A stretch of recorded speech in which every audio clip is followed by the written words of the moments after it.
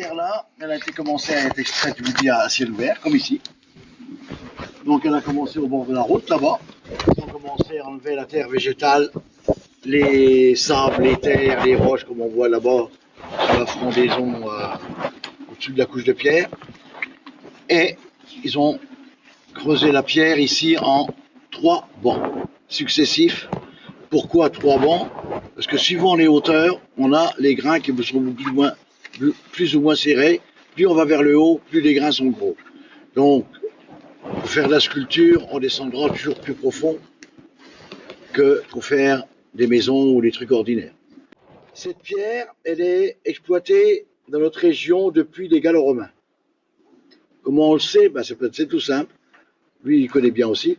Il y a une voie romaine qui passe juste au-dessus, là, à 500 mètres à vol d'oiseau, et qui relie le Châtelet.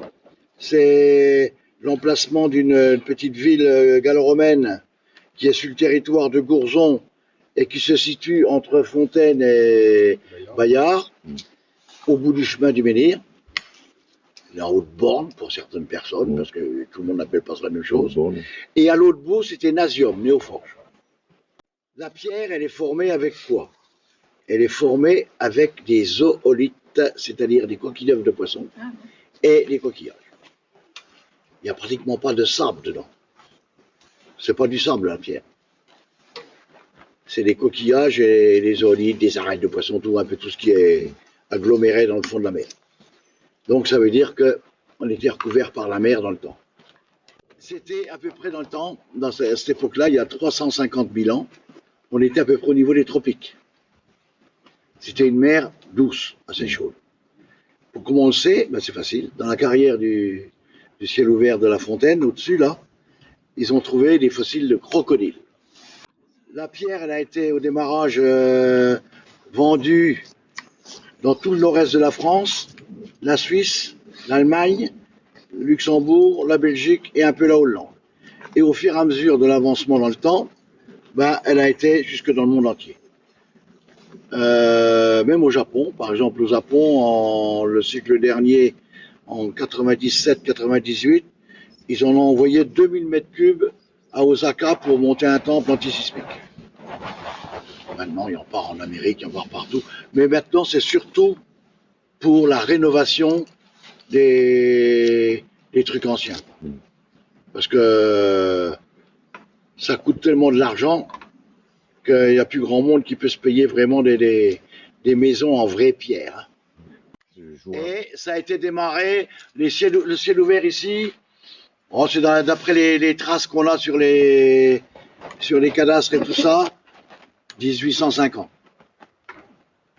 L'activité ici, les derniers blocs, ils ont été sortis en 68 du siècle dernier. Attention, quand on dit siècle dernier, pour nous, c'est tout de suite, c'était à côté. 68, c'était l'année des événements, disait le Coluche. À Brevilliers, c'est vraiment spécial. C'est vraiment spécial le village, parce qu'on a de la pierre pour faire tout. On a de la pierre pour la sculpture, on a de la pierre pour faire des habitations, pour faire des monuments, pour faire tout ce qu'on veut, mais on a de la pierre pour faire dans le temps les pierres à eau. On a de la pierre pour faire les perrons, les escaliers, les bordures de trottoirs. C'est pour ça que c'était vachement pratique. Alors qu'à Savonnières, c'était pratiquement tout pareil. L'entrée, là, elle date de 1880. Ouais, elle est pas vieille. Moi, au Bois de Rose, on voit les coups Ah là aussi. Là aussi. Là, on va le voir au fur et à mesure de l'avancement. Ça n'a rien à voir. Non, mais maintenant, parce que nous, on l'a retapé, là. On l'a retapé. Il n'y a que la maçonnerie qu'on a laissée. Autrement, c'est comme ça ravine tout le temps. Ah ouais. Et c'était pareil avec les trous de barre. Oui, c'est fait. Mais tiens, regarde, il y a tout déjà là. Ouais. Bon, je vais ouvrir le frigo. Je mettais une petite laine, parce que les papatariens, ils vont avoir les poils qui vont s'empresser.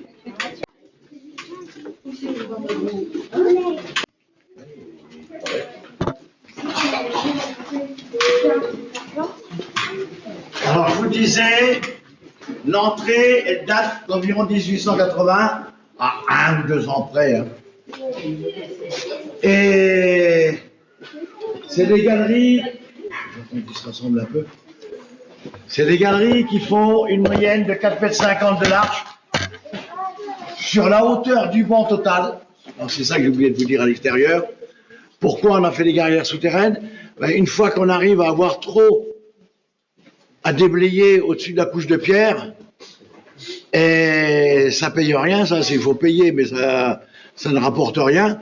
Donc après, on s'enfonce, dès l'instant qu'on a assez d'auteur, horizontalement dans la veine de pierre à extraire. Et si vous regardez, quand on éclaire au plafond, ça s'arrête net, vous voyez? La pierre, elle s'arrête net. Et là, je vous disais 3 bancs, donc le premier s'arrête ici. Le deuxième, il s'arrête ici, mais on ne voit pas trop bien, on va regarder de l'autre côté, on verra mieux. Derrière vous, vous voyez là? Ici, il me fait bon, c'est pas grave. Donc, premier banc, deuxième banc jusqu'à l'angle là, et le troisième banc qui va jusqu'au sol. En moyenne, j'ai bien en moyenne, hein, c'est pas régulier, ça dépend de la grosseur du grain, ça fait à peu près des bancs d'un mètre. Dans le ciel ouvert, au-dessus, là-bas, ils ont tiré jusque 7 bancs dans le temps. En 1903, ils arrivaient à tirer 7 bancs. Et à l'angle des 4,50 m, comme je vous dis, les galeries font 4,50 m de large, à l'angle de ces 4,50 m, on laisse dans la masse un pilier qui fait au minimum 2 mètres de côté. C'est le minimum. Et si jamais le plafond est fendillé, on fera des galeries un peu moins larges pour être sûr de faire tenir le plafond. Et on peut faire aussi des piliers beaucoup plus gros. Et là, on va voir, là, tout ce que vous voyez, c'est les traces d'outils. Vous voyez, au-dessus, là, une fois que la mer s'est retirée, eh ben, les premières alluvions qui sont arrivées avec les vents et tout ça, c'est ce qu'on appelle régulièrement de la marne. Bon, c'est un peu géologique. C'est la glaise qu'il y a dans les chemins, dans les flaques d'eau, tout bordel qui colle bien les pattes quand ça commence à résuer. Vous voyez? Et c'est ce qui s'est déposé à la fonte des glaciers et tout ce qui s'ensuit au-dessus de la couche de pierre.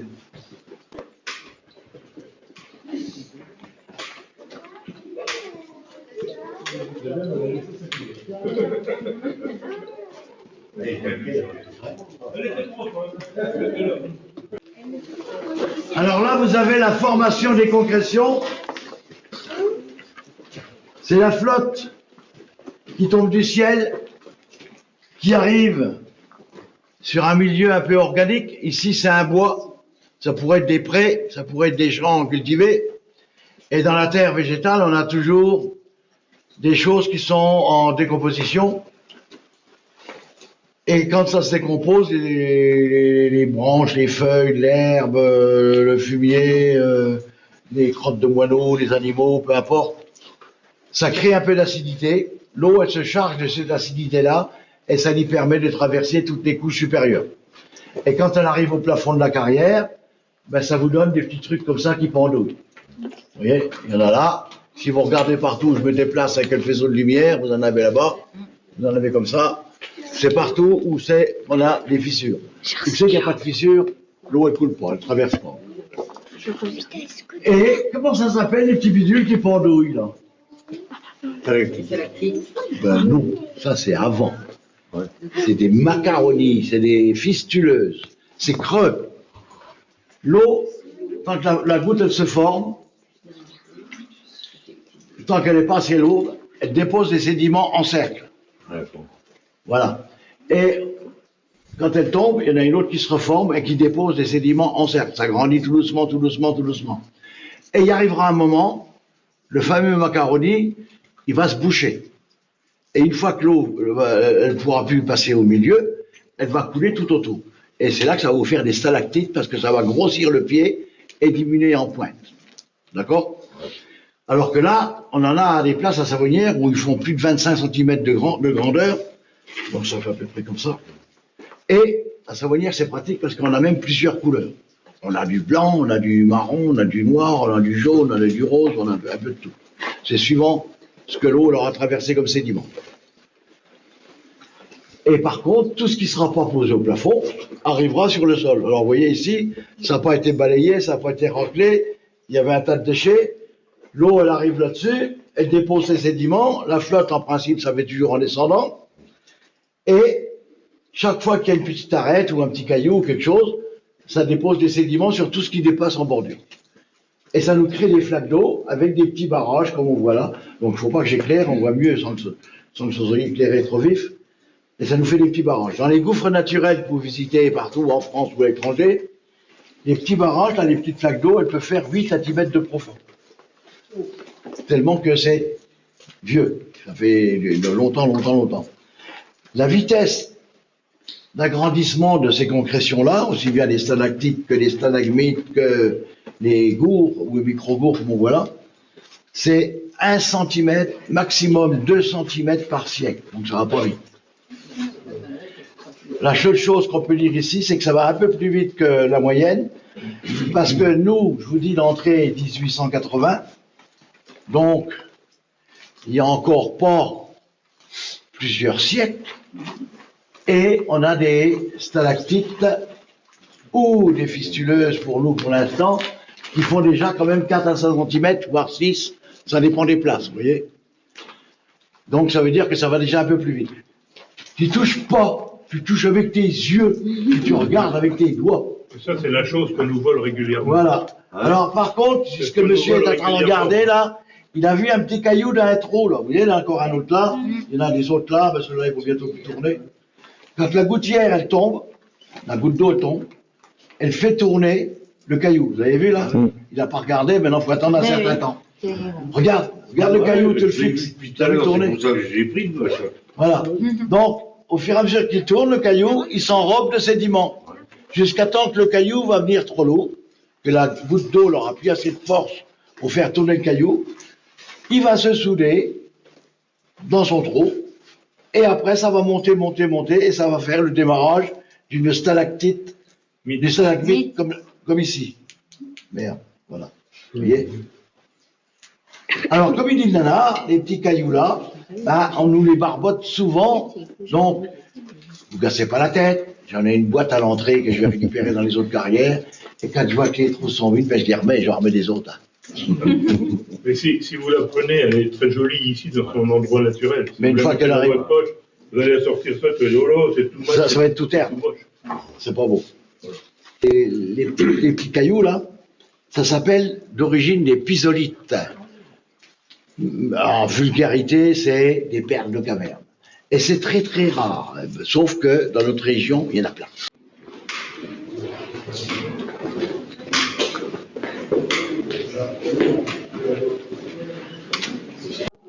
Alors là, on a un vulgaire caillou qu'on a récupéré dans les poubelles avec Livon. C'est un caillou qui vient d'origine du cimetière, mais qu'on a récupéré dans les poubelles. Pourquoi on l'a récupéré dans les poubelles? Ben déjà, c'est de la pierre. Et deuxièmement, il y a un truc qui est écrit sur la partie circulaire, là, qui est intéressante pour nous. Intéressante, ça dépend ce qu'on lit, hein. Mais pour nous, c'est intéressant. C'est marqué, ici repose le corps de Joseph Marcel Burtot, décédé après avoir été écrasé dans une carrière le 6 juillet 1845, âgé de 16 ans. Il est regretté de ses parents. Il n'y a rien qui vous choque, parents? Il manque un T. C'est pas qu'il manque, c'est parce que dans le temps, ça s'écrivait comme ça. On va quand même pas dire que c'est le sculpteur qui a fait une connerie, parce qu'il y a longtemps qu'il a fait mal aux dents, il va pas le refaire. Ça prouve bien qu'à cette époque-là, il tapait dans la goutte aussi. Ah, non, ça s'écrivait comme ça.